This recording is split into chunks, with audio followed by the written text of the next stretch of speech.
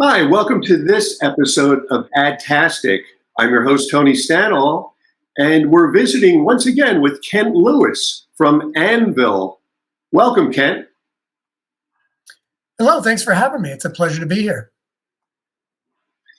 And I wanted to get you back on here because we didn't really complete our conversation in the short 5 minutes that was allotted last time. You were talking about lessons learned in selling your agency, and we got through, I believe, all of one lesson. But you're a boomerang to Adtastic, and I think we'd like to hear a little more about what you learned in the process of selling your agency.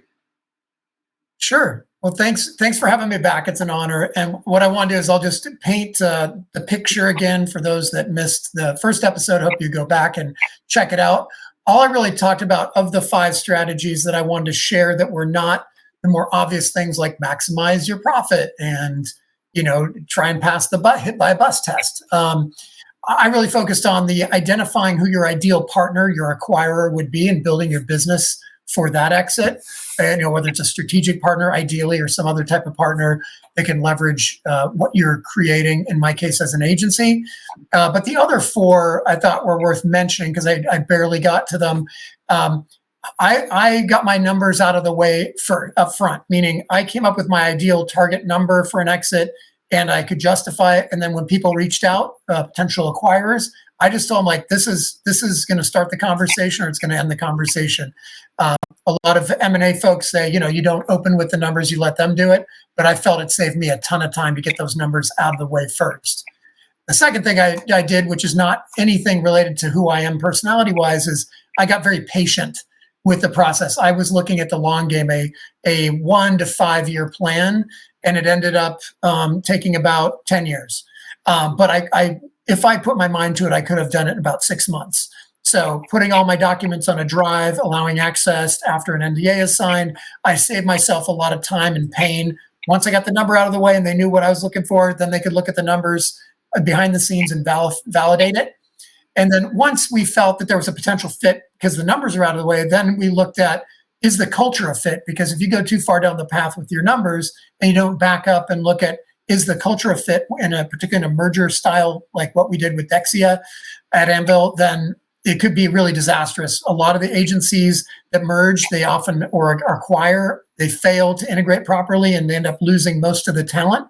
And when you're buying an agency, you're buying people and clients. The clients can be fleeting. And in this great resignation economy, it's hard to keep employees as well. So fit has been key to our success so far. And then the last component is minimizing risk. One of the reasons I agreed to be acquired by Dexia out of the Midwest is because they're an EOS company, meaning they use the entrepreneurial operating system to manage and grow their business. And that structure allowed me it gave me some peace of mind that I knew that they're not going to do something so stupid that I've seen at other agencies because they don't have the accountability, the discipline, and the organization. So far it's been great. I was not an EOS company and we're embracing it. And I encourage everybody to take a look at it. I'm not getting paid to say that. But some M&A firms will evaluate only EOS companies for acquisition. That's how much they believe in it. So those are my 5 strategies that I utilized and found it was very successful for me. Everybody's different, but even if 1 or 2 of these strategies work for you, then I've done my part. Those are great lessons, Ken. You might want to go about and send this link of this interview and the other one to the LinkedIn site that is for merger and acquisition or agency entrepreneurs or what have you. So thanks for stopping by this second time around, and you're welcome back anytime. You sound like you have a lot to talk about, Ken. Thank you very much. Thank you, Tony. It's been a pleasure. And thank you for joining us on this special episode of Adtastic.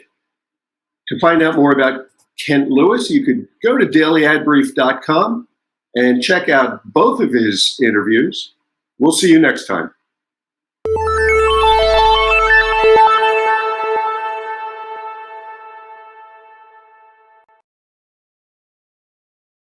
Simplify presents Addressable CTV, combining the power of TV with the targeting and attribution of digital. Simplify's Addressable CTV delivers massive reach with the ability to scale without sacrificing precision. TV buyers can generate incremental reach with household-level targeting, frequency controls, reporting, and insights. To learn more about Simplify's Addressable CTV and what it can do for your clients, visit simply.fi.